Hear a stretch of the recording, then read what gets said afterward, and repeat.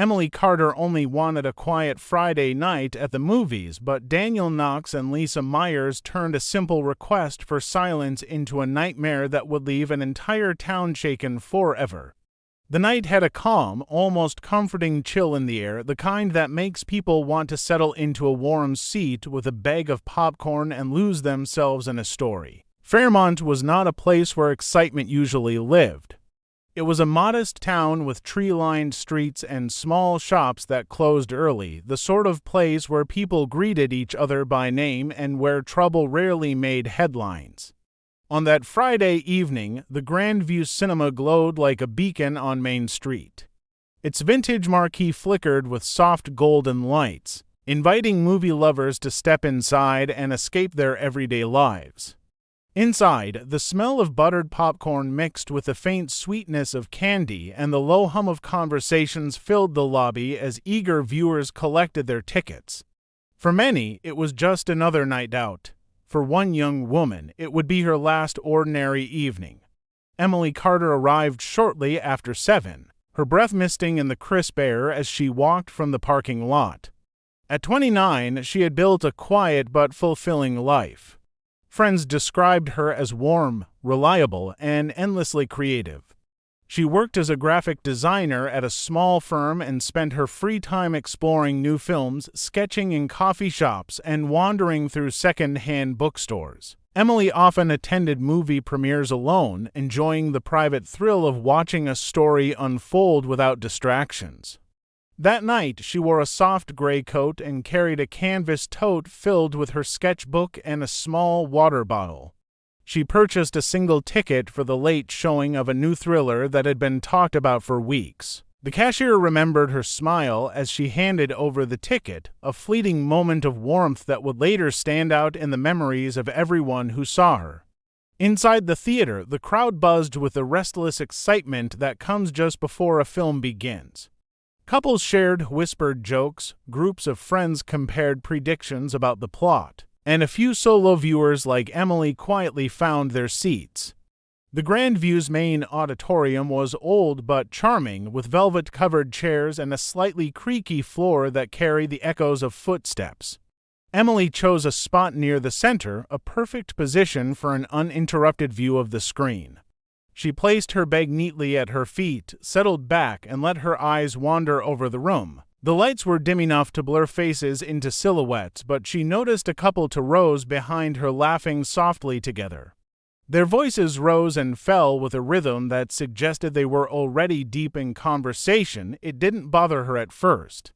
After all, people often talked during the previews, and Emily had learned to tune out background noise. As the house lights lowered and the trailers began, she focused on the screen, allowing the flickering images to pull her into their world. Outside the theater, the town continued its quiet evening, cars passing lazily along Main Street, shopkeepers locking doors, families settling in for the night.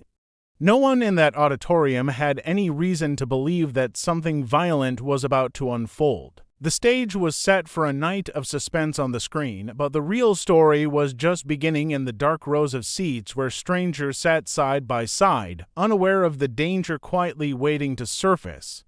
The previews faded, and the theater fell into the soft hush that signals the start of a film.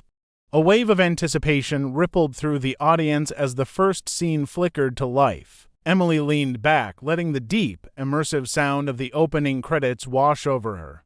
The dark room seemed to shrink around the glowing screen, creating a cocoon of shared suspense. For a few precious minutes, everything was perfect. Then a faint murmur broke through the stillness, a pair of voices weaving in and out of the soundtrack like an unwelcome thread. At first, it was barely noticeable. A low exchange of words carried on the air. Emily tried to ignore it, telling herself that the couple behind her would settle down once they became absorbed in the story. But the whispers continued, punctuated by small bursts of laughter. They were just loud enough to tug at the edges of her concentration, breaking the delicate spell the film worked to create. A few other patrons shifted in their seats, some leaning slightly to glance back, others tightening their grips on their armrests in irritation. The voices did not fade. Instead, they grew sharper, more insistent, as though the couple were competing with the movie for attention. Emily clenched her jaw and tried to focus on the dialogue coming from the screen. Her eyes remained forward, but her ears could not escape the persistent sound of private words spoken in a public space. Minutes passed, and the tension inside the auditorium began to rise like an invisible tide. The couple's conversation carried an edge now, a rhythm of hushed arguments mixed with brief, nervous laughter. Emily felt her pulse quicken. She had always been patient, the kind of person who avoided confrontation whenever possible, but the constant disturbance gnawed at her. Around her, the movie built toward a critical scene, a moment of quiet suspense, and still the whispers continued. The noise pulled her attention away from the screen again and again until the carefully constructed world of the film felt as fragile as thin glass ready to crack. Finally, Emily turned in her seat, moving just enough to make eye contact with the pair behind her. In the dim light, she could make out their shapes more than their faces, a man leaning forward slightly and a woman sitting close beside him.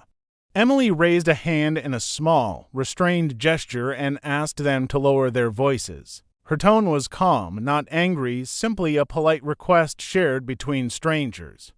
For a brief second the room seemed to hold its breath. The couple fell silent.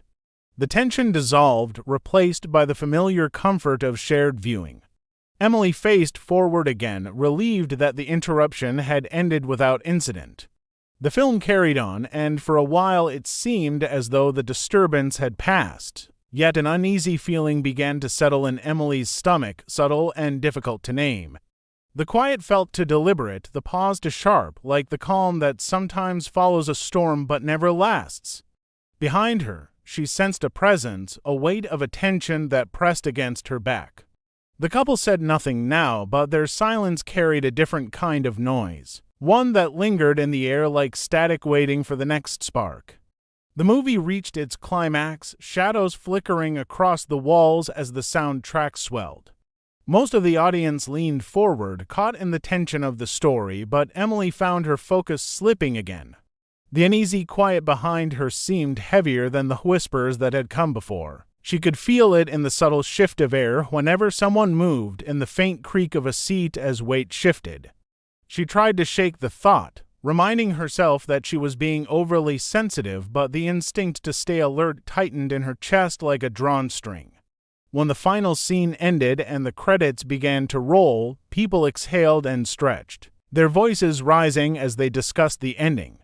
The room brightened slightly, the first hint of light spilling over the rows of seats. Emily gathered her bag, moving carefully so as not to bump anyone, and prepared to join the slow flow of people heading toward the exit. As she stood, she noticed movement from the corner of her eye. The man from the couple was rising quickly, his posture stiff and deliberate. He stepped into the aisle with a kind of precision that seemed out of place in the casual shuffle of departing viewers. His companion remained seated, her face pale and tense, hands clasped tightly in her lap.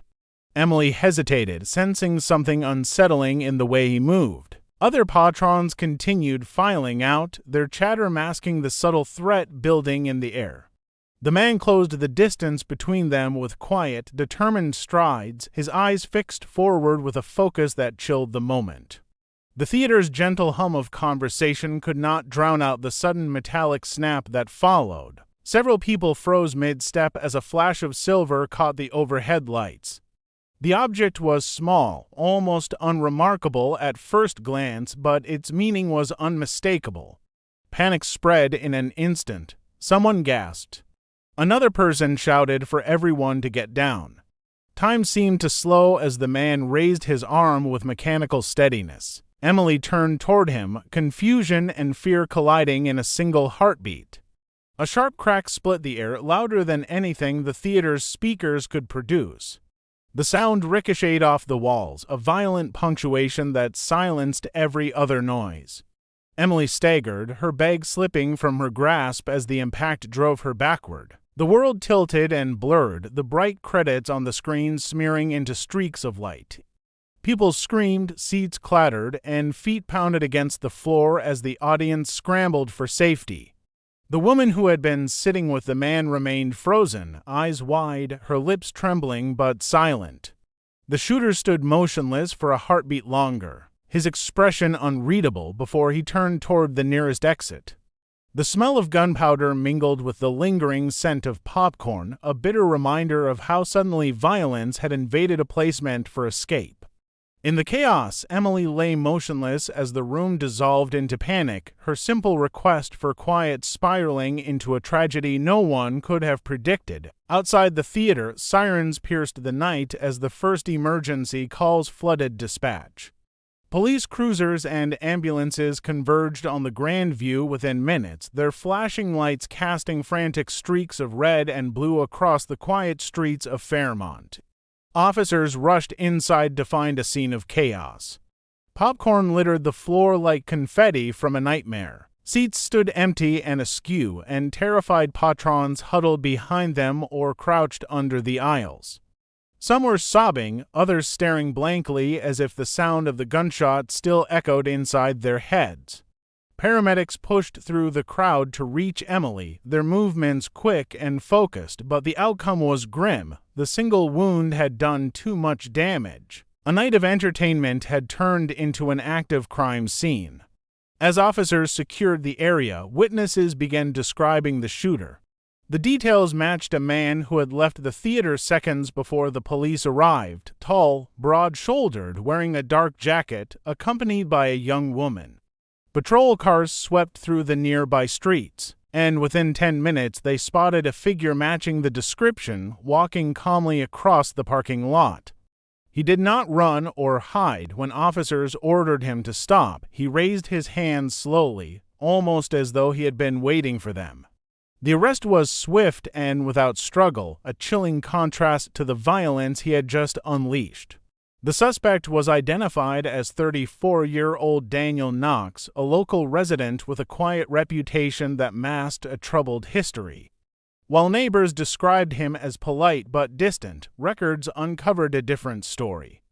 Daniel had a documented pattern of violent outbursts, including several incidents of aggressive behavior toward co-workers and a previous charge for illegal possession of a firearm that had been dismissed on a technicality.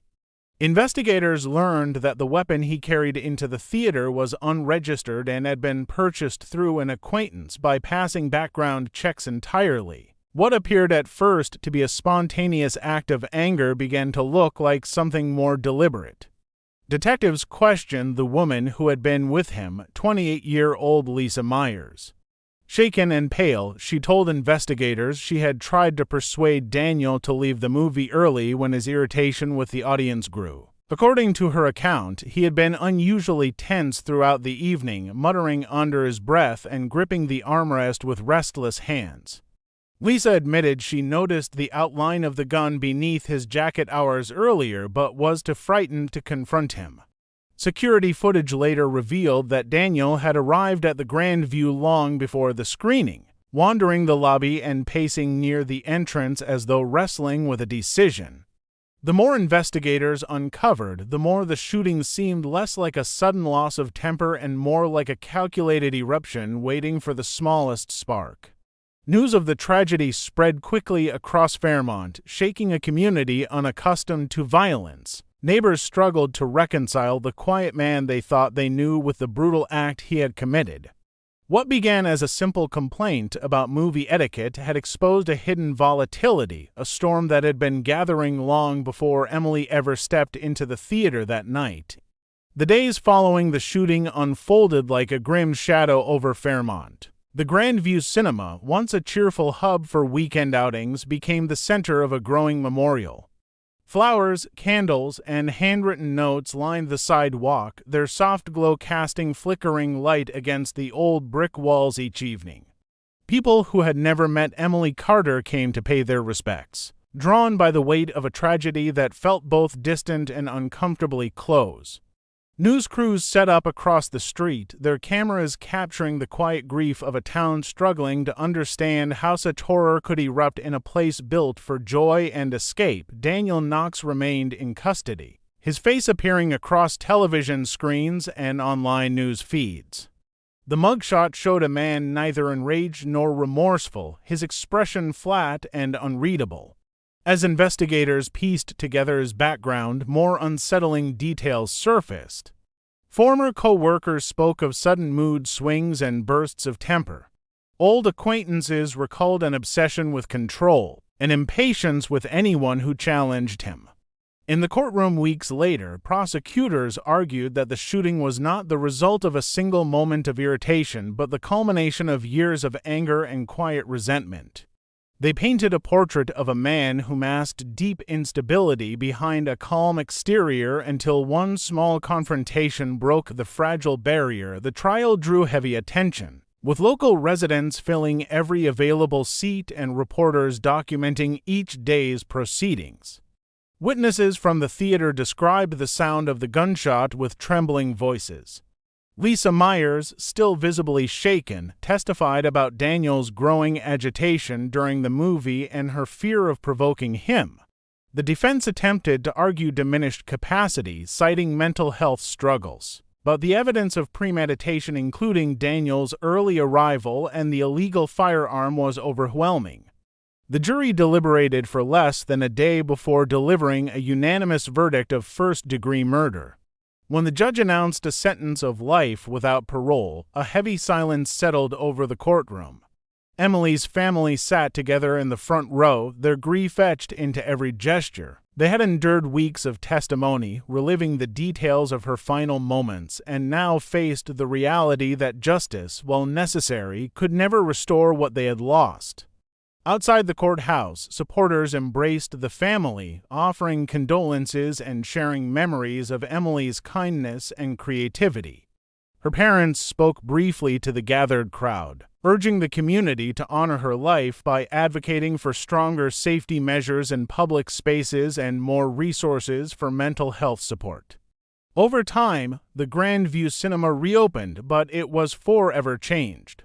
The once comforting creak of its floors now carried echoes of a night that no one could forget. For many in Fairmont, even simple pleasures like a late movie carried a new edge of caution.